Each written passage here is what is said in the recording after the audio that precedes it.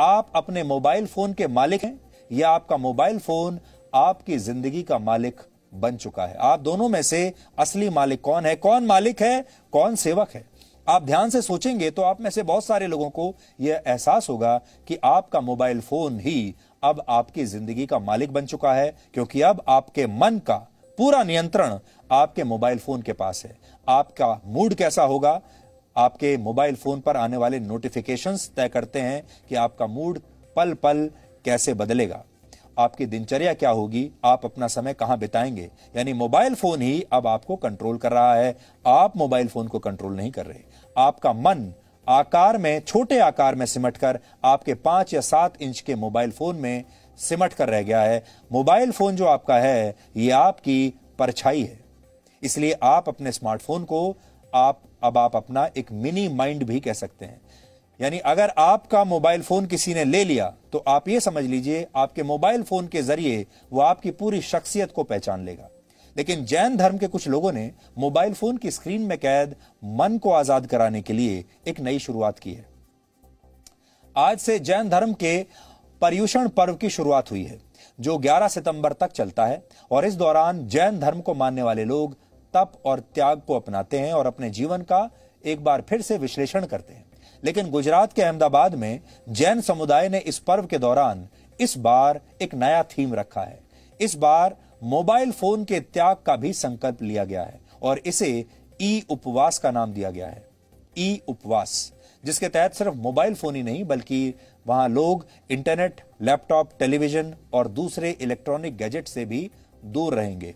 इसके साथ ही जैन धर्म के युवाओं को एक नया डिजिटल चैलेंज दिया गया है, जिसके तहत युवाओं को अगले 50 दिनों तक दिन के 12 घंटे मोबाइल फोन और इलेक्ट्रॉनिक गैजेट से दूर रहना होगा। और जो भी युवा सुबह 9 बजे से रात 9 बजे तक इस डिजिटल उपवास का पूरे मन से पालन करेगा, उसे 12 पॉइंट्स मिलेंगे। यानी मोबाइल फोन से दूर रहने पर हर घंटे 1 पॉइंट, और हर 1 पॉइंट 1 रुपए के बराबर होगा। इस चैलेंज के 50 दिन पूरे होने पर जो युवा जितने पॉइंट्स हासिल करेगा उसके नाम से उतना ही रुपया दान कर दिया जाएगा। इस चैलेंज को जो टैगलाइन दी गई है वो है, अ mobile phone is a good servant but a dangerous master. यानी आपका मोबाइल फोन जब तक आपका सेवक है तब तक तो अच्छा है, लेकिन अगर ये आपका मालिक बन गया तो ये बहुत खतरनाक होगा। इसलिए आज आप सब लोगों को अपने आप से ये पूछना चाहिए कि आप मोबाइल फोन के मालिक हैं या आपका मोबाइल फोन आपकी जिंदगी का मालिक है। हमें लगता है कि इस डिजिटल उपवास की जरूरत देश के लगभग हर उस व्यक्ति को है जिसका ज्यादातर समय मोबाइल फोन्स या दूसरे गैजेट्स पर बीत रहा है। भारत में 75 करोड़ लोगों के पास इस समय स्मार्टफोन्स हैं। 75 करोड़। भारत के लोग पूरे दिन में औसतन 6 घंटे 36 मिनट किसी न किसी मोबाइल फोन, इलेक्ट्रॉनिक गैजेट या टीवी स्क्रीन को देखते हुए बिताते हैं। मोबाइल फोन पर ऑनलाइन वीडियोस देखने के मामले में भारत पूरी दुनिया में नंबर 1 पर है। भारत के लोग हर रोज औसतन 5 घंटे 16 मिनट ऑनलाइन वीडियोस देखते हैं। 2020 में पूरी दुनिया के मुकाबले भारत में सबसे ज्यादा लोगों ने इस आदत की वजह से अपनी आंखों की रोशनी गंवा दी थी। इसलिए आज भारत के लोगों को डिजिटल उपवास की आवश्यकता है। उपवास 2 शब्दों को मिलाकर बना है और वो है उप और वास। उप का अर्थ होता है समीप और वास का अर्थ होता है बैठना। यानी उपवास होता है समीप बैठना। उपवास सिर्फ भूखे रहने का नहीं बल्कि अपने समीप बैठकर खुद का विश्लेषण करने का भी नाम है।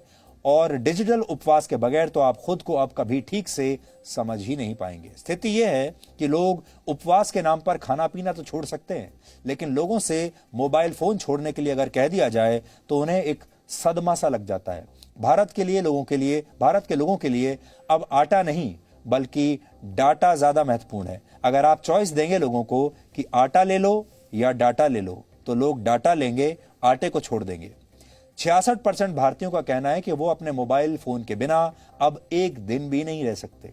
इसलिए भारत के लोगों को डिजिटल उपवास और डिजिटल डिटॉक्स की सख्त जरूरत है। उपवास रखकर आप अपने शरीर की गंदगी को बाहर निकालते हैं, लेकिन डिजिटल उपवास रखकर आप अपने मन की सफाई कर सकते हैं। अगर आपको अब भी कोई कंफ्यूजन है तो आप हमारी आज ये स्पेशल रिपोर्ट देखिए। शायद जैन धर्म का डिजिटल उपवास वाला ये फॉर्मूला आपके भी काम आ जाए।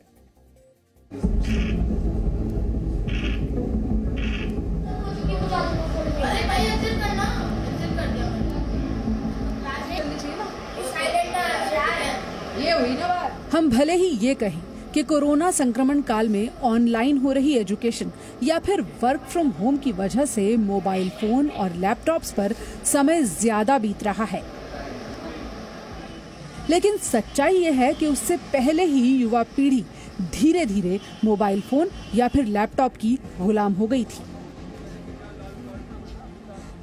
सोशल मीडिया पर दिन भर स्क्रॉलिंग करना या फिर वीडियो स्ट्रीमिंग प्लेटफॉर्म्स पर वेब सीरीज देखने में समय बिता देना, युवाओं की पहली पसंद यही सब था।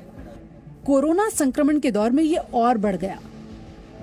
जरूरत से शुरू हुआ इलेक्ट्रॉनिक उपकरणों का प्रयोग अब बुरी आदत में बदल गया है। इस बुरी आदत को छुड़ाने के लिए अहमदाबाद में जैन समुदाय के महापर्व पर्युषण में युवाओं को 50 दिन का एक अनोखा उपवास रखवाया गया है। इसे डिजिटल उपवास या ई उपवास भी कह सकते हैं। इसमें युवाओं को इलेक्ट्रॉनिक गैजेट से दूरी बनानी है। वो मोबाइल फोन, लैपटॉप, टीवी और टैबलेट से पूरे 50 दिन तक 1 घंटे से लेकर 24 घंटे तक दूर रहने की कोशिश करेंगे। मैं तो बहुत विश कर रहा हूँ कि मैं ये कंटिन्यू कर सकूँ और जिससे मुझे और ज़्यादा फायदा हो सके और मैं स्टडी में भी उतना आगे जा सकता हूँ। डिफ़िकल्ट तो रहता है, पर जब आप स्टार्ट करते हो तो आपको इसके फ़ायदे भी बहुत रहते हैं कि आप अपनी फैमिली के साथ टाइम स्पेंड कर सकते हो और अपना हेल्थ का भी ध्यान रख सकते हो। इस अनोखे प्रयोग की अच्छी बात यह है कि अभी तक 2000 से ज्यादा युवाओं ने स्वेच्छा से इसे अपनाया है। इस ई उपवास का मकसद युवाओं को इलेक्ट्रॉनिक उपकरण का आदी बनाने के नुकसान बताना तो है ही, साथ ही परिवार और समाज की अहमियत समझाना भी है। जो होते हैं 5 मेंबर्स, तो 5 मेंबर अलग अलग मोबाइल लेके व्हाट्सएप में, फेसबुक या कुछ भी देखते रहते हैं, तो एक दूसरे का आपस में अप्रोच नहीं होता है, कोऑर्डिनेशन नहीं होता है, आपस में बात नहीं होती है, रिलेशन कम हो रहा है। तो हमारे वो रमेश भाई को ऐसा लगा है समाज की ये परिस्थिति देख के कि भी ऐसा कुछ करना चाहिए और उन्होंने ये आयोजन किया। मोबाइल फोन और लैपटॉप्स का ज्यादा इस्तेमाल शारीरिक और मानसिक सेहत पर काफी बुरा असर डाल सकता है। इसीलिए नई पहल से युवाओं को काफी फायदा होने की उम्मीद है, क्योंकि दुनिया भर में अब डिजिटल डिटॉक्स को अपनाया जा रहा है। डिजिटल डिटॉक्स अपनाने से नींद न आने की समस्या खत्म होती है, तनाव और डिप्रेशन से छुटकारा मिलता है, सामाजिक रूप से आप ज्यादा एक्टिव रहते हैं, परिवार के साथ अच्छा समय बिताते हैं और काम में फोकस यानी एकाग्रता बढ़ती है। दिन भर मोबाइल फोन या फिर किसी इलेक्ट्रॉनिक उपकरण में व्यस्त रहने वाले युवाओं के परिवार के लोग भी इस पहल से बहुत खुश हैं और वो मानते हैं कि मोबाइल फोन और लैपटॉप जैसी चीजें अब जरूरत न रहकर एक बुरी आदत में बदल गई है। बिना किसी खास जरूरत के भी इनका इस्तेमाल होने लगा है और इस वजह से युवा अपने परिवार से भी कट जाते हैं। अहमदाबाद से आशका जानी के साथ ब्यूरो रिपोर्ट, जी मीडिया। अगर आजकल आप बाहर जाएंगे, बाजार में जाएंगे, मॉल में जाएंगे, किसी रेस्टोरेंट में खाना खाने के लिए जाएंगे, तो आप देखेंगे एक ही टेबल पर एक परिवार पूरा की पूरा बैठा हुआ है और सब अपने अपने मोबाइल फोन पर व्यस्त हैं। कोई किसी से बात नहीं कर रहा है, सब अपने मोबाइल फोन की स्क्रीन पर देख रहे हैं। एक साथ बाहर आए हैं लेकिन बात नहीं कर रहे, एक साथ एक टेबल पर बैठकर खाना भी खा रहे हैं लेकिन एक दूसरे से बात करने की फुर्सत नहीं, क्योंकि सब अपने मोबाइल फोन के साथ व्यस्त हैं।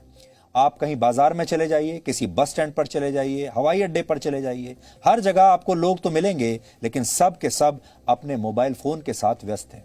अगर आपके घर में भी बच्चे और युवा हर समय मोबाइल फोन से चिपके रहते हैं, आपके घर में भी ऐसी ही स्थिति है, तो आप उन्हें एक ऐसा ही डिजिटल चैलेंज दे सकते हैं जिसके जरिए आप मोबाइल फोन से उन्हें ज्यादा दूर रहने पर उन्हें एक बड़ा पुरस्कार दे सकते हैं। Presenting B News app available on Google Play and App Store. Download it now.